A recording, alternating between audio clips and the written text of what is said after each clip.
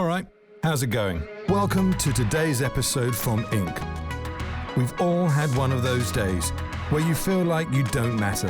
Everything's going wrong and no one is there to listen or relate. But here at Inc., you do matter, and here we can relate.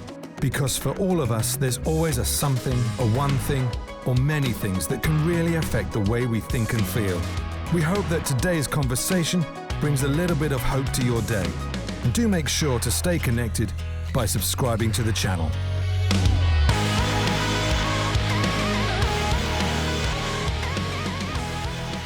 All right, well, Dr. Jim Badman, it is great to have you with us today. I'm really looking forward to this call because I have a lot of anxiety and fear about the topic, and I'm sure there's millions of other people out there feeling the same as myself. So we work together with a company in Houston, Texas for 5 years. So for those listening that don't know you like I do, can you tell us a little bit about yourself, maybe why you're wearing a white jacket to work, and a little bit about what you do in your workplace? Yeah, hi, I'm Jim Badman. I'm a family practice doctor and been so for, oh my goodness, maybe 25 years. I'm getting old, I realize that. But I see patients every day and care for patients, see them hands-on. These days, though, I'm seeing them via telemedicine mostly because of the coronavirus vaccine, or pandemic, sorry. So that's what I do. I have 5 kids, a beautiful life, and a great life because of that. But that's kind of who I am, and that's where I come from. Great. And the reason I wanted to connect with you on this is because the biggest reason is I'm confused about the COVID vaccine or vaccines here in the UK, at least. I'm anxious about it. I don't know what to decide, don't know what to think, don't know what to choose when it comes to the vaccine. But I trust you. Through working with you, I can see that you're a doctor with great integrity. You believe in prevention over cure, and I know that some of the ways in which you think and some of the ways in which you practice you're looking for natural ways to tackle disease and illness and stuff before going to the other ways, which is medicine, obviously. So in my simpleton's mind, that is certainly not a doctor's mind, I can trust you. I believe what you're going to say. And for me right now, with the onslaught of social media and the news, I'm just confused, and I feel like there's other people out there that are maybe confused like myself. So if we could just talk about the vaccine today, maybe do a little bit of myth busting on it, and so starting with the Pfizer vaccine, I'm thinking that's how you pronounce it. It's spelled so weirdly, but the Pfizer vaccine. What makes this vaccine different yet effective? Tell me a little bit about this vaccine and why it's different to maybe other vaccines that we may have already had as a general public, and what sets this one apart? Yeah, so actually, if you really wanted to see vaccines and how they work, I think a diagram or a cartoon moving diagram would be helpful. And you can look those up on whatever search engine you want to look up. But the Pfizer vaccine is interesting because it's definitely the first widespread use of mRNA. RNA is something that tells your cells to make a protein. And here's the code, and it's going to make a very specific, only one type of protein per whatever that code says in that RNA. So the Pfizer vaccine is giving you RNA. It's going into your cell, not your nucleus, the outside of the cell. And there, the protein will be manufactured and brought up to the surface, and some of it goes out into the bloodstream as well. That particular protein is the spike protein on the coronavirus. It is not the coronavirus. There's no other part to the coronavirus. It is not infectious. It's just the spike protein. That's how the coronavirus infects us. So what happens in the body when that spike protein is made and it's a foreign protein, your immune system reacts and says, that's a foreign invader. We need to get rid of this. And it does. It makes antibodies and also some other T cell. That's not just the antibodies, but it's the cellular type of immunity, 2 types of immune responses. And it remembers that protein specifically. It's intelligent. The immune system is incredible. And so it will remember. So it ever sees that spike protein again, it already has a head start on making antibodies and creating the cellular immunity to that spike protein. And of course, where's it going to see the spike protein again? From the coronavirus. So if the coronavirus ever comes around to that body who has antibodies to the spike protein, then it's got a head start and likely going to knock out that virus. Okay, so and it does so very well, right? Because the stats on that are after the second dose, after the booster, you get one, and then 3 weeks later you get another vaccine. And after that, about 1 week after that second shot, it's about 89 to 100, average 95% effective at preventing symptoms if you get exposed to coronavirus. So it works very well. And the way it's working is, so I'm going about my everyday life. This spike protein is introduced to my body either via coronavirus or the vaccine.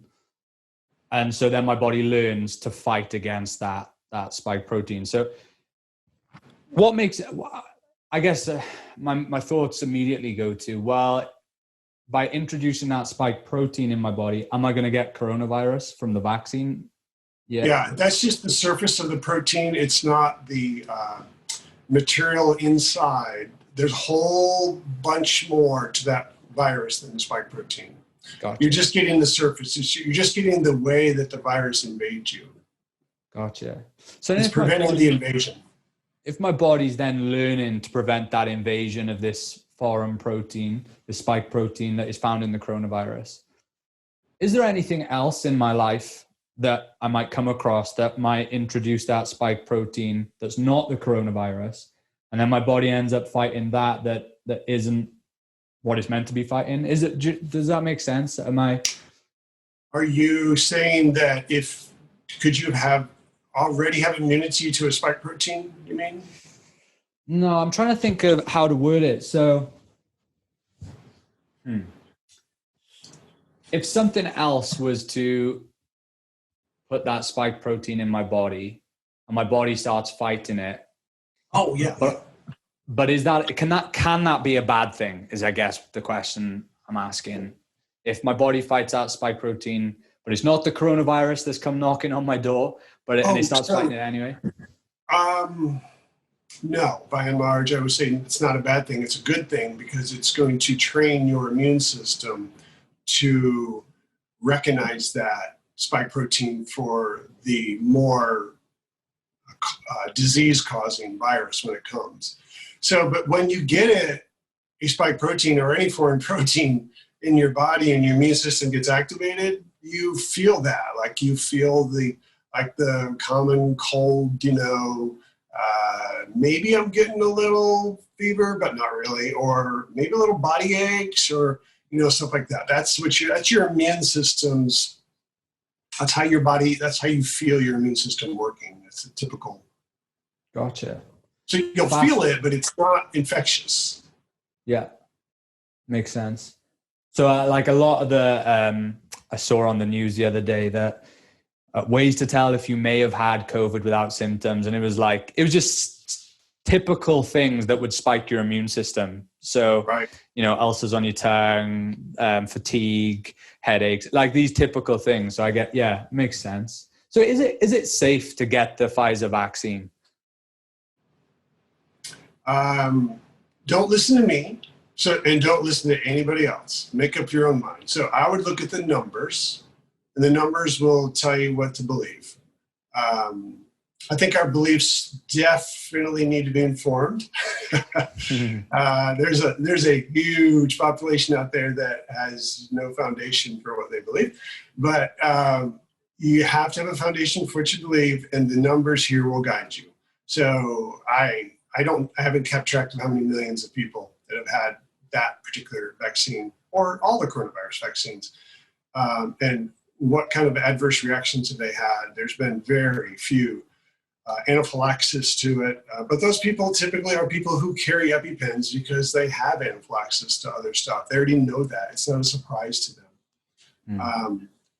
So yes, it looks like it's very safe and effective to get the vaccine. So if there's another, it was a great, meme on social media, if the vaccine is only 95% effective, but I have a 99% chance of my immune system beating it, why would I take the vaccine? So there's again, a meme doesn't cause you to think. A meme just causes you to react emotionally, probably. So you kind of need to think through that. So there's a 99, I've never seen the meme, so I got to think about it. So the vaccine is going to prevent you from getting symptoms of coronavirus 95% of the time. And the 5% just get symptoms, I don't think. I don't know of anybody who's going to come down with fulminant coronavirus after getting the vaccine. So it's very effective. If you get coronavirus, you're saying we'll go with the 1%, okay? That's the assumption that it could cause problems. And that's a big risk, right? So getting in your car, driving down the road, is it a 1% chance of death? No, not quite, no. So coronavirus is worse than that? You gotta look at these risks and think, wow, this is a pretty big risk. And it's not just that. It's just not about me, what I do or what kind of affects me. It's about me getting it, and for the next 10 days, for sure, I could give it to somebody else. And what if that's a 70-year-old grandmother or whatever? That's going to be an issue for that person. Maybe the younger person's not as much at risk, and they aren't usually, but there are some cases which you hear about, that's for sure. But the older people are definitely at risk. That's where the vast majority of deaths are coming from. So it protects them as well. Yeah, when I, as you said, stopped and gave it some thought, I was like, do you know what? Like, okay, so I have a 99% chance as a young, fit, healthy guy of my immune system beating coronavirus. But 1 in 3 people, there's a statistic going around in the UK at the moment, the 1 in 3 people have had it with or without symptoms. So 1 in 3 people in the UK are walking around, either had it with or without symptoms. That's a big chance of me catching it when I leave my house every day, or when I'm allowed to out of lockdown. But I walk around and I have that 99% chance of my immune system beating it. But I can also walk around with a further 95% covering me, leaving me with just a 5% chance of getting symptoms. I'm like, I like those numbers. Those numbers sound better to me. So now I've got the blanket of 95% chance of, the vaccine working, plus my 99% chance of my immune system beating it anyway. It's like, I like having those two big high 90% numbers rather than just the 190% number. So for me, as like just a regular guy, that was giving me, okay, I kind of like the sound of being vaccinated because it covers me even more than just my immune system. So yeah, when I look at risk and reward, it looks like there might be some more reward on the side of the vaccine. So that's the Pfizer vaccine. I don't know. Do you guys have the Oxford, the vaccine that was formulated in Oxford? Do you guys have that out there in the US? Only ones I know that we have here is Pfizer and Moderna.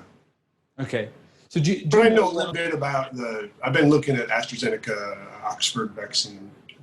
Yeah. So what makes the Oxford vaccine different to the Pfizer vaccine?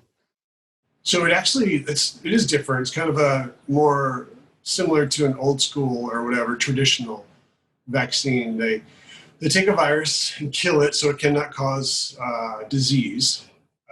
It will still enter the cell, but so they take a virus that it's just a vehicle basically at that point. And in there they do the same kind of thing. They make your cell make a spike protein, and then your immune system recognizes it and fights it off. It's just the vehicle that's kind of different, It's Pfizer and Moderna use RNA, and the Oxford vaccine uses a virus that doesn't cause disease in humans, but it does provide a vehicle for which to get that code for the protein that they need to make into the cells. So the outcome sounds pretty similar, right? It does, yeah. The Oxford AstraZeneca one is a little bit different with dosing, which is kind of interesting. But they'll figure that out. The different doses give different effectiveness. So basically, but they'll figure that out, which one's the most effective, and that's the one they're going to do. Mm. So it is I guess, simple question. In your opinion, is the Oxford vaccine, is that safe to get? Yeah, I mean, yes, it's been around for a while. That type of, not that virus, not that vaccine, I shouldn't say, but that type of vaccine has been around for a while. Gotcha. It's similar to other vaccines that have been in the past. So I should have said at the start, you have been vaccinated yourself. I did. I received two. I've got my second dose already. Gotcha. And that was which vaccine was that with? That was Pfizer. It's just the one that was available. So my next question was, if you could walk into a shop, a weird shop, and you had all the vaccines lined up, which one would you choose for your own self? The one you can get is my answer. Mm. Yeah. It's good. I often say to my patients,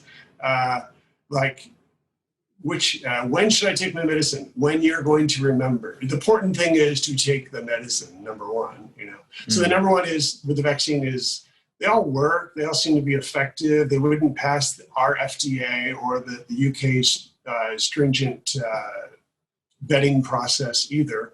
They all work, and they all have been proven. They're all statistically proven to be effective and safe. It's just, can you get one right now? That's a dilemma. So if you can get one, great, do it. Yeah. So speaking to maybe people like myself, young, fit, healthy, my attitude, why should I get it? I got a 99% chance of beating this thing. The odds are in my favor if I get COVID. I've had a bunch of friends get it, very mild symptoms, no fatalities, not even, just no real kind of risk of real danger there. So why should I get it? Why should I be vaccinated? So there's good thought that the vaccine will actually produce a better immunity to the spike protein than getting the virus. That's what it's based upon antibody levels. Whether that pans out to be true or not, that I don't know the answer. That time is not, maybe in a few years from now we'll know, or a year from now we'll know, but I don't know that answer. But that's the thought now, that the actual vaccine may give you better immunity than the virus, which is kind of counterintuitive, right? The other thought is, I'm not locked in at home, okay, like the UK is. I go to work, I wear a mask, I go out to stores, I go to a restaurant. I live in Florida, so we can do those things. I don't want to be locked in at home for 10 days or 2 weeks if you still have symptoms, because I got some silly virus that maybe I could have prevented. I don't want to do that to myself, number one. I like my freedom, and I don't want to be locked in at home. So, yeah, give me the vaccine so I don't run into that issue, so I can prevent that issue. And the other one is the young people can be vectors to the old people, obviously. We can get the virus and transmit it to an older person and put them at risk. Yeah. And yes, there are some young people, you're right, though, but by and large, the stats say the young people do well with it. They get over it. They move on, But there are some young people that don't do well. So part of it's thinking about the older person as well, And if you do get the vaccine, if you get one of those, you're less likely to have the same amount of viral particles. You're most likely to have less virus in your body if you get exposed to it. So therefore, you'll be less likely to give it to somebody else. Gotcha. So most transmissions of coronavirus come from somebody that you spend a good amount of time with in close contact, and that person has symptoms. You're not going to get symptoms, 95 or more % of the time. So that's going to reduce your risk I've transmitted it to somebody else. So yeah, that's good to know. I was saying off the call about, my mum being high risk with some breathing issues, and it's just a nice reassurance to know that if I'm not, if I don't have symptoms, which the vaccine is going to help me not have symptoms, then I'm far less likely to pass on coronavirus to my mum or to anyone else, right? Right. So just to kind of maybe stomp out some more anxieties and fear around the coronavirus, what can I do other than the vaccine to really combat COVID-19 in my own life? What can I do? What are some safety measures I can put in place? Obviously, we have the saying over here that the government have put forward, hands, face, space. But are there any, supplements, eating, anything like that you could recommend to just combat against it? Yeah, vitamin D has been proven to help with all respiratory viruses, just about, including flu, influenza virus, and also coronavirus. If you get it, you have less symptoms. It seems to do some good. It's not there is no magic pill, but it does do good. Yeah. Typically, an adult would take 5,000 units of vitamin D3 over the counter once a day. That's here. I don't know. I'm sure it's available in the UK over the counter. I don't know. Do you guys have different restrictions, though? I'm not sure. Yeah, the D3 is. Okay, good. And you need it because I've been in the UK before. It's not Florida. You get vitamin D from the sun. I'm sat inside with a jacket on because it's freezing cold outside today and cloudy. So yeah, there's not enough vitamin D here. I'm not slamming UK. I dream of going back there. I will someday if I have my way. So I thought it was wonderful. People are great. They're my people. That's where I'm genetically from, as my ancestors came from England. So, I really like it. And I see where New England comes from. I'm from New York State, and look at the hillsides of the countryside of England. It's like, this is a lot like New York. Yeah, I see why they named it that. Yeah. So anyhow, good people. But vitamin D is helpful. Zinc, probably because that's part of how the virus enters the body into that certain receptor that. And zinc may help mitigate that and prevent that from happening up to 50 milligrams a day. And, people use vitamin C, people use elderberry. I'm not, echinacea. I'm not sure there's any scientific proof of that, though. At least with vitamin D, there's some studies out there that says, yes, this is helpful. Yeah, it's good. And just in general, get sleep, exercise, yes, get outside, away from other people, exercise, and reduce your stress. Eat well, that's the key. Let the sugar go. It's just, it's not going to do good for you. Yeah, that one's the challenge right there for me. I'm good putting the supplements in, but I'm also good at putting the chocolate in. So I may have to balance that out somehow. Yeah. So my wife's a nutritionist, and she's good on the dark chocolate, but I'm not so much. So yeah, but man, we got to live with a nutritionist. Whew. It's good. It's like, I don't know if you know Dr. Mark Hyman. Do you know? I don't think so. Yeah, he had something called the Doctor's Pharmacy, but spelled with a PH, and it's like having Dr. Mark Hyman in my kitchen making food, because it's all about 7 different types of vegetables in every meal, and it's good. It's good. It's keeping my immune system healthy. Good. Yeah, that's awesome. Yeah.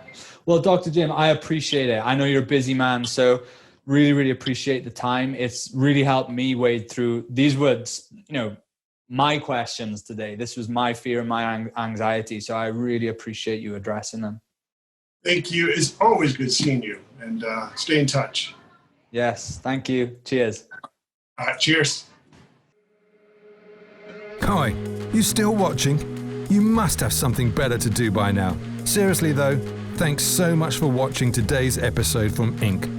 Remember, we all have those days where you feel like you don't matter. Everything's going wrong and no one is there to listen or relate. But here at Inc., you do matter. Remember, Here you're included in something. You're part of a community where you are included. We want to inspire your future and bring a little bit of hope to your day. And before we wrap up, please do subscribe and stay connected to Inc. so we can continue to give you content that delivers a little bit of hope. See ya.